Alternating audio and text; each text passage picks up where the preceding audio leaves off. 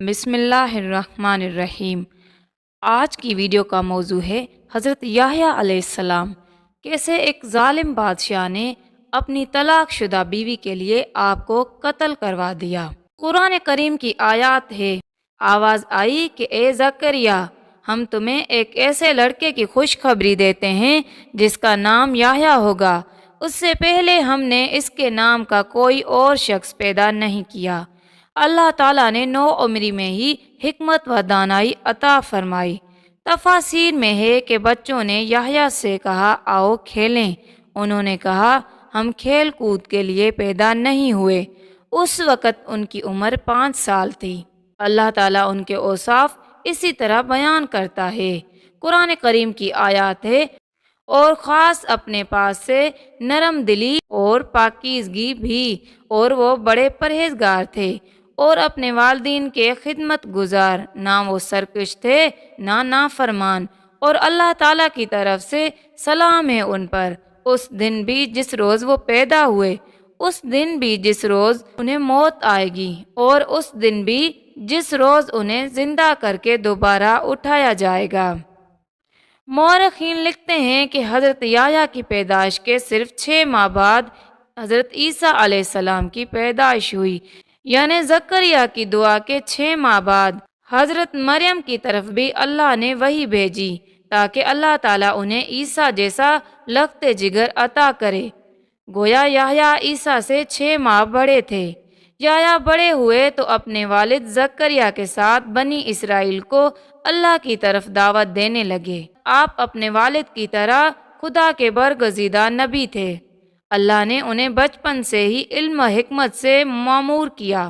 ان کی زندگی کا سب سے بڑا کام یہ تھا کہ وہ عیسیٰ کی آمد کی بشارت دیتے اور ان کی آمد سے قبل رشد و ہدایت کے لیے زمین ہموار کرتے۔ چنانچہ ایک دن جب زکریا عبادت گاہ میں کھڑے نماز پڑھ رہے تھے تو فرشتوں نے انہیں آواز دی کہ اللہ آپ کو یحییٰ کی پیدائش کی خوشخبری دیتا ہے، جو اس شان سے پیدا ہوں گے کہ اللہ کے ایک کلمے کی تصدیق کریں گے، لوگوں کے پیشوا ہوں گے، اپنے آپ کو نفسانی خواہشات سے مکمل طور پر روکے ہوئے ہوں گے، اور نبی ہوں گے، اور ان کا شمار راست بازوں میں ہوگا۔ اس وقت ایک ظالم بادشاہ حکمران تھا۔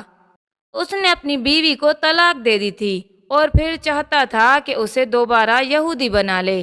یحییٰ سے فتویٰ طلب کیا، کیونکہ ان کی نبوت کا اسی وقت چرچا ہو چکا تھا اور وہ شریعت کے مطابق فیصلے کیا کرتے تھے۔ انہوں نے فرمایا کہ اب یہ تجھ پر حرام ہے۔ ملکہ کو یہ بات سخت ناگوار گزری اور یحییٰ کے قتل کے در پہ ہو گئی، اور بادشاہ کو مجبور کر کے قتل کی اجازت حاصل کر لی۔ بادشاہ نے ان کی طرف سپاہی روانہ کر لیے۔ یحییٰ محراب میں نماز ادا کر رہے تھے، سپاہیوں نے انہیں شہید کر دیا۔ اس طرح بادشاہ نے دوبارہ بیوی سے شادی کر لی۔ اس کے بعد انہوں نے آپ کے والد زکریا کو بھی شہید کر دیا، اور یوں اس دور کے 2 نبی قتل کر دیے گئے۔ حضرت عیسیٰ باقی رہ گئے۔ آپ یحییٰ کی زندگی ہی میں نبی قرار پا چکے تھے۔ اس وقت آپ کی عمر 30 سال سے کچھ اوپر تھی۔ ادھر بادشاہ اور اس کی بیوی پر اللہ کا سخت عذاب نازل ہوا۔ حدیث مبارکہ امام بخاری نے صحیح بخاری میں حدیث اسراء کے بعد سیدنا یحییٰ کے ذکر میں یہ روایت لکھی ہے کہ نبی کریم صلی اللہ علیہ وآلہ وسلم نے فرمایا، جب میں دوسرے آسمان پر پہنچا تو دیکھا کہ یحییٰ اور عیسیٰ موجود تھے، اور یہ دونوں خالہ زاد بھائی ہیں۔ جبرائیل نے کہا یہ یحییٰ اور عیسیٰ ہیں، انہیں سلام کیجیے۔ میں نے انہیں سلام کیا، دونوں نے سلام کا جواب دیا۔ دونوں نے کہا آپ کا نام مبارک ہو، یہ ہمارے نیک بھائی اور نیک نبی ہیں۔ زکریا کے تذکرے میں آ چکا ہے کہ یحییٰ کی والدہ اور مریم کی والدہ دونوں حقیقی بہنیں تھیں، اس لیے حدیث معراج میں نبی کریم صلی اللہ علیہ وآلہ وسلم کا یہ فرمانا کہ یحییٰ اور عیسیٰ خالہ زاد ہیں، اس رشتے کی طرف اشارہ ہے۔ دنیا میں اس سے زیادہ بدبخت کوئی نہ ہوگا جو ایسی مقدس ہستی کو قتل کرے جو نہ کسی کو ستائے اور نہ کسی کے مال دولت پر نظر رکھے، بلکہ اس کے برعکس بغیر کسی اجرت کے اپنی زندگی قوم کی اصلاح اور خیر خواہی کے لیے وقف کر دے۔ چنانچہ نبی کریم صلی اللہ علیہ وآلہ وسلم نے اسی بنا پر سیدنا ابو عبیدہ رضی اللہ عنہ کے اس سوال پر کہ قیامت کے دن سب سے زیادہ عذاب کا مستحق کون ہوگا یہ فرمایا تھا، وہ شخص جو کسی نبی کو یا ایسے شخص کو قتل کرے جو بھلائی کا حکم کرتا ہو اور برائی سے باز رکھتا ہو۔ اقوام عالم میں صرف یہودی ہی ایک ایسی قوم ہے جس نے ایسے پاکیزہ لوگوں کو بے تحاشا قتل کیا۔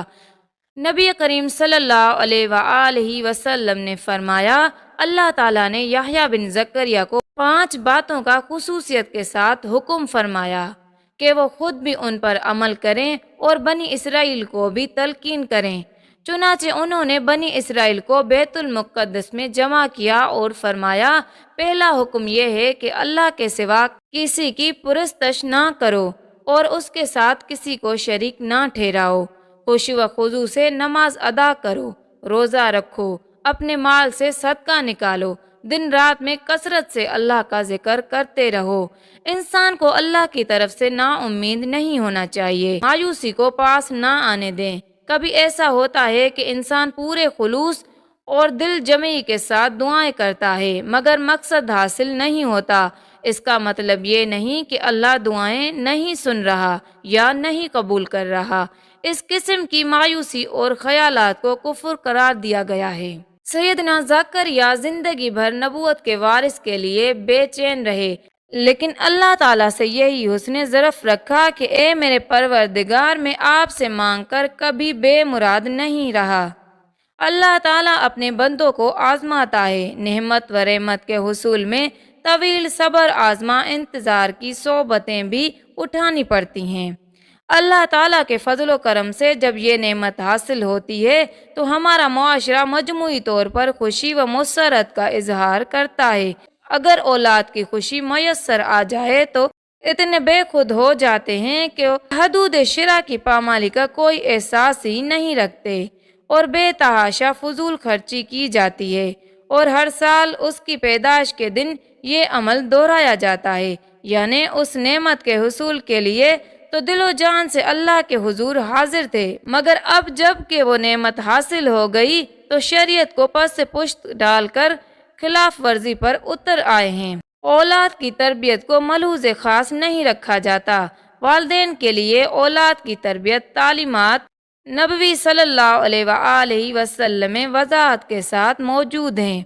ضرورت اس عمر کی ہے کہ والدین اولاد کی رسول اللہ صلی اللہ علیہ وآلہ وسلم کے فرامین کے مطابق تربیت کرتے ہوئے مثالی معاشرہ قائم کرنے میں اپنا کردار ادا کریں۔ جزاک اللہ۔